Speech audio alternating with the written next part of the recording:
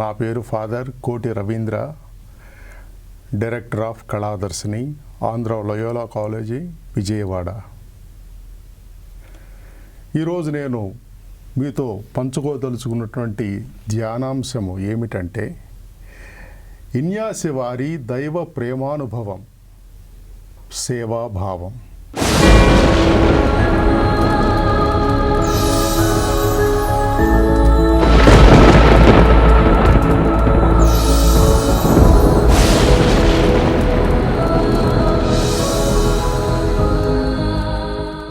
యోహాను సువార్త 3వ అధ్యాయం 16వ వచనంలో మనం తెలుసుకుంటూ ఉన్నాం. దేవుడు ఈ లోకమును ఎంతో ప్రేమించెను. ఈ ప్రేమను ఆయన క్రియారూపంలో చూపించాడు మనకు. ఏ విధంగానంటే, ఈ సకల చరాచర సృష్టిని కలిగించి మానవుడునైన నాకు ఎన్నో వరాలను దాతృత్వంతో ప్రసాదించారు. దానికి నా ప్రతిస్పందన ఒక కృతజ్ఞతతో, ప్రేమతో కూడిన సేవాభావం మరియు తనువు, తలపు, మనసు, స్వేచ్ఛ, స్వీయార్పణ. చిన్న ప్రార్థన చేసుకుందాం ఒక 2 దయావరాల కోసం. మమ్మల్ని సృజించి, సంరక్షించి, పోషించి, పరిపాలిస్తూ ఉన్న మా మహాతండ్రి, మీకు వేలాది వందనాలు, స్తోత్రాలు. ఈనాడు మాకు ఈ 2 దయావరాలను ప్రసాదించమని మిమ్మల్ని మనస్ఫూర్తిగా ప్రార్థించుచున్నాము. మొదటిది, మీరిచ్చినటువంటి వరాలను గురించిన అంతర్గత జ్ఞానము కలిగి ఈ సృష్టి అంతటిలో మిమ్మల్ని మేము కనుగొనేందుకు కావలసినటువంటి కృపావరాన్ని దయచేయండి. ఇంకొక కృపావరము, మేము లోతైన కృతజ్ఞతాభావం కలిగి అన్ని విషయాలు, వస్తువుల పట్ల సేవా ప్రేమభావం కలిగి ఉండేటట్లుగా ఈ వరాలను మాకు దయచేయమని మా కొరకు రానయ్యున్న అతి శ్రేష్టమైన యేసుక్రీస్తు పుణ్యనామమున ప్రార్థిస్తున్నాము తండ్రి, ఆమెన్. ప్రియమైనటువంటి సహోదరి సహోదరులారా, మొట్టమొదటిగా మనం దేవుడు మనకిచ్చిన వరాలను గురించి కొద్దిసేపు ధ్యానించుకుందాం. దేవుడు మనకు అనేక వరాలు ఇచ్చాడు. లౌకికపరమైన వరాలు, ఆధ్యాత్మికపరమైన వరాలు, వ్యక్తిగతమైనటువంటి వరాలు. ముందుగా లౌకికపరమైనటువంటి వరాల గురించి మనం ధ్యానించుకునేటప్పుడు, ఈ అనంతమైన విశ్వములోని పంచభూతాలైన భూమి, ఆకాశం, నీరు, నిప్పు, వాయువులతో పాటు పచ్చపచ్చని చెట్లను, రంగురంగుల పూలను, చెంగు నెగిరెడి జంతువులను, రివ్వు నెగిరెడి పక్షులను, పొంగి పారెడు నదులను ఈ సృష్టి అంతటా చూచిన ఓ భక్తుడు పరవశించి,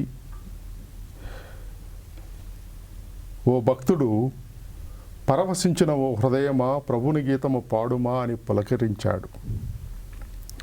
ఈ విశ్వాంతరాళములోని నక్షత్ర మండలాలు, నక్షత్ర కూటములు, రాసులు చూచినటువంటి కీర్తనకారుడు ఏమని దేవుణ్ణి వాకున్నాడంటే, ఆకాశములు దేవుని మహిమను వివరించుచున్నవి, అంతరిక్షములు ఆయన కీర్తిని ప్రచురము చేసినవి అని ఉగ్గడించాడు. ఇంకా 8వ కీర్తనలో కీర్తనకారుడు చెబుతాడు, మా దేవుడవైన ప్రభు, నీ మహాత్మ్యము ఆకాశము వరకు కీర్తించబడుచున్నది. నీవు కలిగించిన ఆకాశమును, నీవు సృజించిన చంద్రతారకలను గాంచి నేను విస్మయముంది తిని అని కీర్తనకారుడు దేవుని యొక్క అద్భుతమైనటువంటి సృష్టిని ప్రశంసిస్తూ గానం చేశాడు. హబుల్ టెలిస్కోప్ అనేది అంతరిక్షంలో ఉంటుంది. వారు యాదృచ్ఛికంగా ఆ టెలిస్కోప్ యొక్క కటకాన్ని ఆకాశంలోకి ఫోకస్ చేసి అందులో చూసినప్పుడు వారికి 10,000 నక్షత్ర మండలాలు ఒకేసారి కనిపించాయి. మనమున్న నక్షత్ర మండలమైనటువంటి పాలపుంత కానీ మన పొరుగు నక్షత్ర మండలమైనటువంటి ఆండ్రోమెడా కానీ చాలా చిన్న నక్షత్ర మండలాలు ఈ అనంత విశ్వంలో. ఈ సమస్త సృష్టి జీవులలో మన మానవ జన్మ ఎంతో ప్రత్యేకమైనది, ఎంతో ధన్యమైనది అని 8వ కీర్తనలో మనం తెలుసుకుంటూ ఉన్నాము. 8వ కీర్తనలో 4వ వచనం నుంచి కీర్తనకారుడు పాడతాడు, నీవు నరుని జ్ఞప్తికి తెచ్చుకొనుటకు గాను అతడే పాటివాడు, అల్పమానవుని పరామర్శించుటకు అతడెంతటి వాడు, అయినను నీవు నరుని నీకంటెను కొంచెము తక్కువ వానినిగా మాత్రమే చేసితివి. కీర్తి మహిమలను కిరీటములతో నీ వదనని అలంకరించితివి. నీవు చేసిన సృష్టి ఎంతటికి అతనిని అధిపతిని గావించితివి ప్రభు, సమస్తమును అతని పాదముల క్రింద ఉంచితివి అని కీర్తనకారుడు దేవుడి యొక్క దాతృత్వాన్ని చాటాడు. భగవంతుడు మనకు అద్భుతమైనటువంటి శరీరాన్ని దయచేశాడు. ప్రతి మానవుడికి ఒక్కొక్క అవయవం పనితీరును, గొప్పతనాన్ని తెలుసుకున్న కొదలది మానవులు అచ్చరు పొందుతాము. ఉదాహరణకి మన మెదడును ఒకసారి విశ్లేషిస్తే మన మెదడులో 1 బిలియన్ నాడీ కణాలు ఉన్నాయి. ఒక్కొక్క నాడీ కణం ఇప్పుడున్నటువంటి లేటెస్ట్ సూపర్ కంప్యూటర్ దానితో సమానం.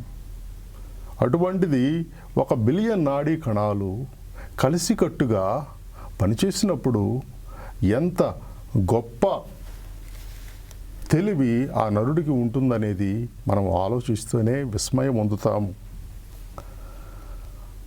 అందుకనే ఒక చిన్న బుడతడు ఒక చిన్న కట్టెపుల్ల తీసుకొని ఒక పెద్ద ఎద్దును చో అంటూ తోలుతూ పోతాడు. ఆ ఎద్దుకు తెలియదు తనకు ఎంతో బలం ఉన్నది, ఆ బుడతడి కంటే తను ఎంతో పెద్ద శరీరం కలిగి ఉన్నదని ఆ ఎద్దుకు తెలియదు. తెలిస్తే ఆ బుడతడిని లెక్క చేస్తుందా? లెక్క చేయదు. తిప్పి ఒక దెబ్బ కొడుతుంది. ఆ బుడతడు ఎక్కడో పోయి పడతాడు. కానీ మానవులకున్న జ్ఞానము ముందు జంతువులకున్న జ్ఞానము కానీ మేధస్సు కానీ చాలా తక్కువ అని మనం తెలుసుకుంటూ ఉంటాం. మానవుడు గుండెను విశ్లేషిస్తే గుండె ఒక గుప్పెడు కండరాల సముదాయం. కానీ రోజుకు 1,00,000 సార్లు కొట్టుకుంటూ మానవుడు జన్మించినప్పటి నుండి చనిపోయే వరకు కూడా ఆ గుండె ఎంతో శ్రమ పడుతుంది, ఎంతో పనిని చేస్తుంది. ఎన్నో లక్షల లీటర్ల రక్తాన్ని శరీరానికి నిరంతరం అవిశ్రాంతంగా సరఫరా చేస్తుంది. మన ఊపిరితిత్తుల విషయానికి వస్తే రోజుకు దాదాపు మానవుడు 65,000 సార్లు ఊపిరి తీసుకుంటూ ఉంటాడు.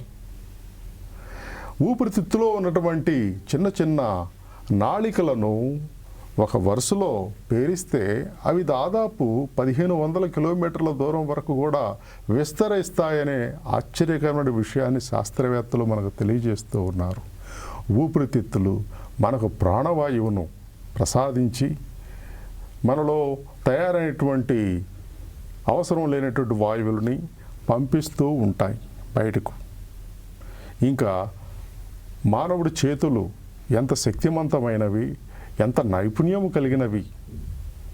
కొంతమంది జీవశాస్త్రవేత్తలు అంటారు, జంతువులన్నిటిలో కూడా మానవుడి చేతిలోని 5 వేళ్ళు మాత్రమే కలిపి ఇలాగా ఉండగలవు. అందువల్లే మానవుడు ఎన్నో రకాల పనిముట్లను వాడగలడు, నైపుణ్యంతో వాడగలడు. మిగతా జంతువులకు కూడా ఎక్స్రే తీస్తే 5 వేళ్ళే ఉంటాయి హస్తంలో. ఒక గబ్బిలానికి, ప్రతి క్షీరదానికి కూడా 5 వేళ్ళే ఉంటాయి. కానీ మానవుడి యొక్క నైపుణ్యం ముందు అవన్నీ కూడా తీసికట్టుగా మనం చూస్తూ ఉంటాము. ఇంకా మన శరీరంలోని పంచేంద్రియాలు గొప్పతనాన్ని విశ్లేషిస్తే చాలా ఆశ్చర్యంగా ఉంటుంది. మన శరీరంలోని పంచేంద్రియాలు ఏమిటి? దృష్టి, వినికిడి, రుచి, వాసన, స్పర్శ. దృష్టి గురించి మనం విశ్లేషిస్తే మానవుడి యొక్క కళ్ళు ఎంత గొప్ప అంటే మన ప్రపంచంలో ఉన్న లేటెస్ట్ కెమెరా లేకపోతే సెల్ ఫోన్లో ఉన్నటువంటి కెమెరా వాటి మెగా పిక్సెల్స్ ఎంత అంటే ఒక 64, అంతకంటే పెద్దగా వెళ్ళవు. 64 మెగా పిక్సెల్స్ వెళితే అది ఒక పెద్ద సెల్ ఫోన్, మంచి కెమెరా. కానీ మానవుడి ఒక్కొక్క కన్ను కూడా 576 మెగా పిక్సెల్స్తో సమానమైనటువంటి స్పష్టతను కలిగి ఉన్నాయని మనం తెలుసుకుంటూ ఉంటాం. మానవుడి యొక్క కన్ను ఒక కెమెరా గనక దూరపు దృశ్యాన్ని, దగ్గర దృశ్యాన్ని చక్కగా చిత్రీకరించినట్లు మానవుడి కన్ను కూడా ఆటోమేటిక్గా దూరపు చూపును, దగ్గర చూపును కూడా చూడగలదు. ఇంకా మన నాలుక విషయానికి వస్తే మన నాలుక షడ్రుచులను కూడా చక్కగా పసిగట్టగలదు, రుచి చూడగలదు. ఇంకా మన ముక్కు దగ్గరకు వస్తే ఒక మానవుడు ముక్కు 1 ట్రిలియన్ రకాల వాసనలను తేడా చూడగలదు, వాసన పట్టగలదు. 1 ట్రిలియన్ రకాల వాసనలు చూడగలదు అని శాస్త్రవేత్తలు తేల్చి చెప్పారు. ఇవన్నీ కూడా దేవుడు మనకు ప్రసాదించినటువంటి లౌకిక వరాలు. ప్రియమైన సహోదరి సహోదరులారా, ఈ వరాల ద్వారా దేవుడి యొక్క దాతృత్వం, గొప్పతనం, ఆయన ప్రేమ మానవుల మీద ఎంత ఉందో, ఈ సృష్టిలో ఎంత ఉందో మనకు తెలిసి వస్తుంది. ఇంకా దేవుడు మనకు ఆధ్యాత్మిక వరాలను ఎన్నో ఇచ్చాడు. ఆ ఆధ్యాత్మిక వరాల్లో మనం పాపులమై ఉండగా దేవుడు మనుష్యావతారం ఎత్తి క్రీస్తు రూపంలో ఈ లోకానికి వచ్చాడు. తాను దైవ సమానుడైనా కానీ తనను తాను రిక్తునిగా చేసుకొని ఒక సేవక రూపము దాల్చి ఈ లోకానికి వచ్చి చివరకు శిలువ మరణాన్ని కూడా పొందడానికి సిద్ధపడ్డాడు. ఇంకా మనకు రక్షణాన్ని ప్రసాదించాడు. పాపులమై ఉండగా మనము, మరణానికి బానిసలమై ఉండగా మనము, సైతాను సంకెళ్లలో మ్రగ్గుతూ ఉండగా యేసు ప్రభువు తన యొక్క మరణ పునరుత్థానాల ద్వారా మరణపు ముళ్ళును విరిచి మనకు నిత్య జీవాన్ని ప్రసాదించాడు, రక్షణాన్ని ప్రసాదించాడు. ఇంకా తిరుసభ ద్వారా మనకు ఆధ్యాత్మిక నడిపింపును దయచేశాడు. మన ఆత్మలకు పోషణను దయచేశాడు. ఇంకా దేవద్రవ్యానుమానాలైనటువంటి జ్ఞాన స్నానము, పాప సంకీర్తనము, భద్రమైన అభ్యంగనము, జ్ఞాన వివాహము, గురుపట్టాభిషేకము మరియు అవస్థాభ్యంగనల ద్వారా దేవుడు క్రియారూపంలో మనకు ఎంతో మేలు చేస్తూ ఉన్నాడు.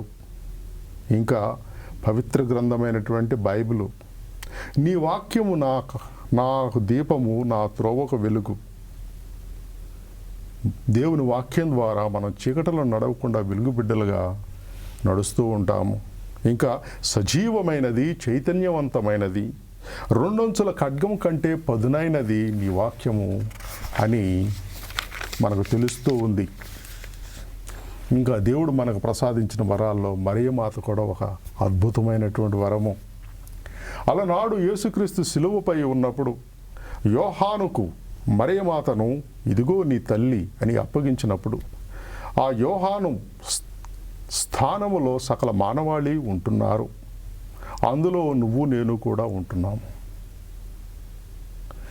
యోహానుకి మరియ తల్లి ఎలా తల్లి అయ్యిందో సకల మానవాళికి కూడా మరియ తల్లి అయ్యింది. అందుకనే పోపు ఫ్రాన్సిస్ గారు అంటూ ఉంటారు, మీరందరూ అనాథుల్లాగా బాధపడేది ఎందుకు, అనాథుల్లాగా బిక్కుబిక్కుమంటూ గొల్లుమనేది ఎందుకు, మీకు మరియమాత ఉన్నది. సకల వరాలను ఆవిడ మరియమాత అనుసంధానం ద్వారా మనం పొందవచ్చు అని పోపు ఫ్రాన్సిస్ గారు నొక్కి వక్కాణిస్తూ ఉంటారు అనేక సభల్లో. ఇంకా మనకు శాశ్వత మోక్షాన్ని దేవుడు వరంగా దయచేశాడు.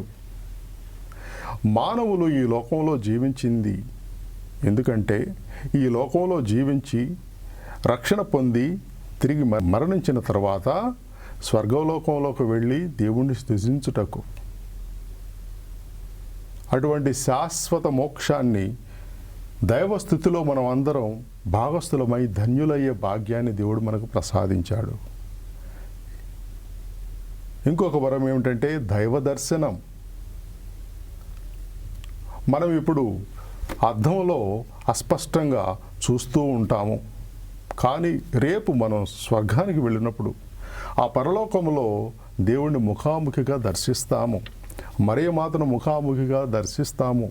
సకల పునీతులను, ఇంకా మన కుటుంబ సభ్యులను, మన తోటి వారిని, వీరందరిని కూడా తిరిగి దర్శించే భాగ్యాన్ని మనం పొందబోతున్నాం. ఇది ఎంతటి అద్భుతమైనటువంటి ఆధ్యాత్మిక వరం దేవుడు మనకు ప్రసాదిస్తున్నాడు.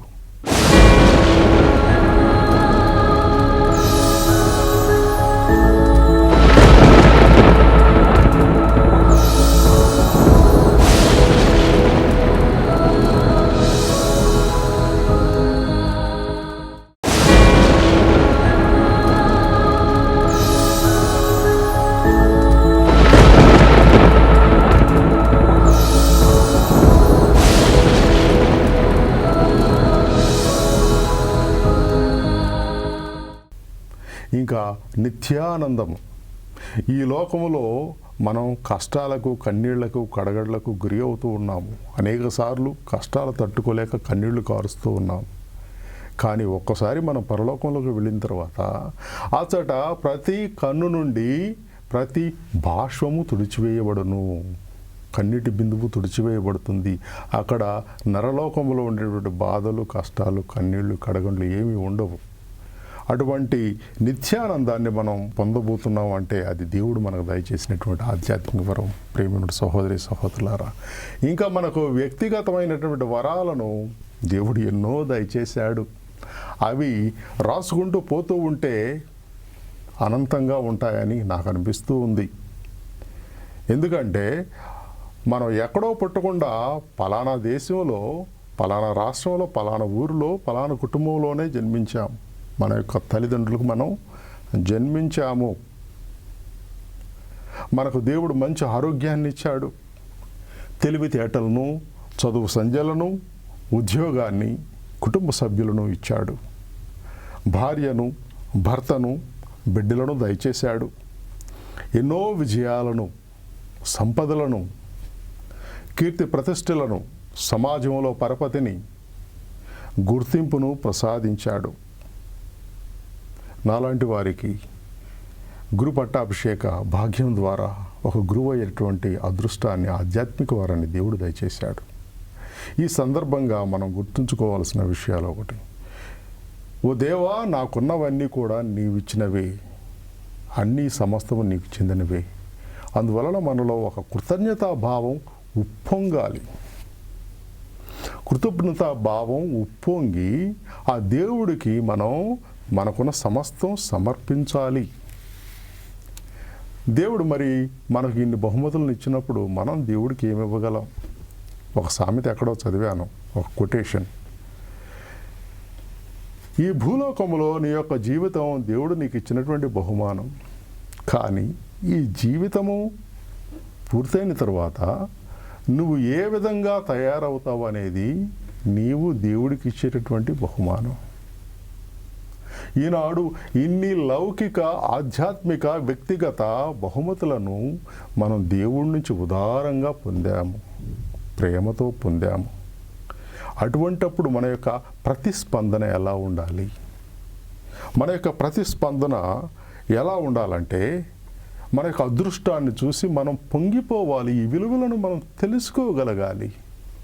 కానీ ఎంతమంది అలాగా ఆ విలువలను తెలుసుకోలేక నిరాశ నిస్పృహలతో కుంగిపోతూ ఉన్నాము. నాకు అది లేదు, ఇది లేదని దేవుణ్ణి, ఈ లోకాన్ని, చివరికి మనల్ని మనమే నిందించుకుంటూ ఉన్నాం. ప్రేమికుడు సహోదరి సహోదరులారా, ఇన్యాసి వారు అంటున్నారు, ప్రభువు తన వస్తువులను మనకు బహుమతిగా సమర్పించుకుంటున్నారు. అందువలన మనం ఏం చేయాలంటే, నాకున్నవి చివరికి నన్ను కూడా సమస్తం ప్రభువుకి అర్పించుకుంటాను. అందుకనే ఒక భక్తుడు అంటాడు, దేవా, కృతజ్ఞతాభావంతో ఉప్పొంగిన హృదయంతో అర్పించే అంజలి ఇదే, స్వీకరించు ఓ శ్రీకర ఈ యొక్క స్తుతిని, చిన్న కానుకను. మనం సమర్పించుకునేటప్పుడు దేవుడికి ఏమేమి ఉండాలంటే ఇన్యాసి వారు అంటారు, తనువు తలపు మనసు స్వేచ్ఛ నీవిచ్చిన వరములుగా చేకొని దీవించు దేవని చిత్తము పాటించగా పాలించుము ప్రేమతో నీ పూజలు నే చేతును. నీవే కదా సర్వ సృష్టి నీకవసరమేమున్నది, నా జీవిత భాగ్యమును నాకున్నవి సకలమును అర్పింతును అందుకో అమరుడని సేవకై, అవసరమగు సేవకై నా అర్పణ చేకొనుము. ఉప్పొంగిన హృదయం అర్పించే అంజలిది, స్వీకరించు శ్రీకరా సుతుని చిన్న కాన్కలను అని ఇన్యాసి వారు హృదయపూర్వకంగా తన తనువు, మనసు, తలపు, స్వేచ్ఛ అన్నిటిని కూడా దేవుడికి సమర్పించుకున్నాడు. ఎందుకంటే స్వేచ్ఛను ఎలా వినియోగించుకుంటున్నామో మనకే తెలుసు. ఈ లోకంలో ఆది మానవుడైన మన ఆది తండ్రి అయినటువంటి ఆదాము అవ్వలు కూడా వారికి ఇచ్చిన స్వేచ్ఛను వారు దుర్వినియోగపరుచుకున్నారు. ఎంతోమంది వారి స్వేచ్ఛను సంఘ వ్యతిరేక శక్తులుగా మార్చుకొని సంఘానికి మేలు చేసే బదులు కీడు చేస్తున్నారు. ఈనాడు ఆ స్వేచ్ఛను కూడా మనం దైవాధీనం చేయాలని, దేవుడికి అర్పణం చేయాలని ఇన్యాసి వారు బోధిస్తూ ఉన్నారు. ఇంకా కేవలం మీ యొక్క ప్రేమ మాత్రం చాలు, దీనికి బదులుగా ఇన్ని బహుమతుల ద్వారా దేవుడు మనకు ప్రేమను పంచినట్లుగా మనం ఇప్పటి వరకు ధ్యానించుకుంటూ ఉన్నాము. తెలుగులో ఒక సామెత ఉంది, ఇచ్చితనమ్మా వాయనం, పుచ్చుకుంటేనమ్మా వాయనం. ఆ విధంగా దేవుడు మనకు దయచేసిన వరాలకు మనం ప్రతిస్పందించి మనం కూడా మనల్ని సంపూర్ణ సమర్పణ చేసుకోవాలని ఇన్యాసి వారు కోరుతూ ఉన్నారు. ఇంకొక విషయం ఏంటంటే, దేవుడిచ్చిన వస్తువుల్లో దేవుని యొక్క సాన్నిధ్యం ఉంది. గొప్పవాడు తక్కువ వాడికి బహుమతి ఏగోరబోతే తను స్వయంగా రాడు, ఎవరో సేవకుడు ద్వారా పంపిస్తాడు. కానీ దేవుడు ఏం చేశాడు, ఆ బహుమతిని తానే స్వయంగా పట్టుకొని నీ దగ్గరికి వచ్చాడు. నీకు తన్ను తానే బహుమతిగా ఆ కలవరి బలిలో సమర్పించుకున్నాడు. మనకిచ్చినటువంటి బహుమతుల్లో ఆయనే నెలకొని ఉన్నాడు. ప్రతి ఒక్కరిలో దైవ సాన్నిధ్యం ఉంది. నిరంతరము మనకు ఉనికిని, ప్రాణాన్ని, సంవేదనాన్ని, ఆలోచనను దయచేస్తూ భగవంతుడు ఉన్నాడు. పైగా అతడు తన వరప్రసాదాన్ని కూడా నాకు దయచేసి నా హృదయంలో ఒక దేవాలయంలాగా, ఒక దేవుడిలా కొలువై నివసిస్తూ ఉన్నాడు. 1 కొరింథీయులకు రాసిన పత్రిక 3వ అధ్యాయం 16వ వచనంలో మనం చూస్తూ ఉంటాము, మనమందరము దేవుని ఆలయాలము. మన శరీరాలన్నీ కూడా దేవునికి ఆలయాల వంటివి. ఒకరోజు ఒక గుడిలో ఫాదర్ గారు ప్రసంగం చెప్పిన తర్వాత, గుడి అయిపోయిన తర్వాత ఒక విశ్వాసి వచ్చాడు. ఆయన కొంచెం దృఢంగా భారీ కాయంతో ఉన్నాడు. స్వామి, ఈరోజు మీరు అందరు శరీరాలు దేవుని ఆలయాలని చెప్పారు, మరి నా శరీరం కూడా దేవుని ఆలయమేనా అని అడిగాడంట. అడిగితే ఆ స్వామి గారు ఒక చిన్న నవ్వు అన్నారు, అయ్యా, నువ్వు మామూలు దేవుడు ఆలయానివి కావు, బిషప్ గారు పూజలు చేసుకునే కథెడ్రల్ లాంటి దేవాలయానివి అని ప్రోత్సాహకరమైన మాట చెప్పి ఆయన సంతోషపరిచి పంపించాడు. దేవుడిచ్చిన వస్తువుల్లో, దేవుడు ప్రసాదించిన లేక సృష్టించిన వస్తువుల్లో ఆయన సాన్నిధ్యం ఎల్లప్పుడూ ఉంటుంది. ఎందుకంటే భగవంతుడు సర్వాంతర్యామి అని మనం తెలుసుకుంటూ ఉన్నాం. ఈ భూమిని కర్షకులు పండించటం వలన చక్కటి పంట మనకు లభిస్తుంది.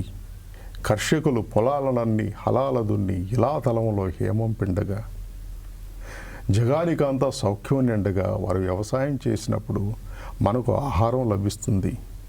అలాగే కర్షకులు కార్మికులు వస్తూత్పత్తి చేస్తూ ఉన్నారు. గనిలో వనిలో కార్ఖానాలో పరిశ్రమిస్తూ పరిప్లవిస్తూ కార్మికులు వస్తూత్పత్తి చేస్తూ ఉన్నారు.